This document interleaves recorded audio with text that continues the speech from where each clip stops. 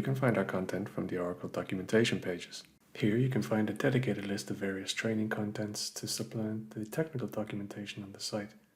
You find links to our learning libraries and guided learning paths for our Oracle Linux OS and virtualization products, and links to an extensive list of tutorials and free hands-on labs, all easily accessible directly from the documentation pages.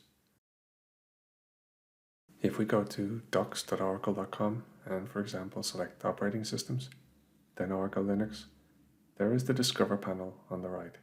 In this panel we have various links which will take you to many of the places where you can find our content: OLL pages, tutorials, and Luna Labs.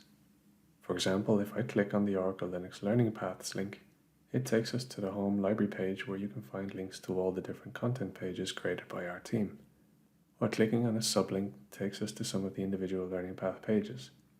There is also a link that takes us to a page with all the tutorials listed in relevant groups. And from here, I click on the tutorial link and I can view the tutorial page.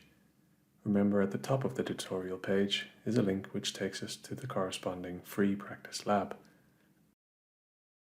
That's the end of the video. Thanks for watching.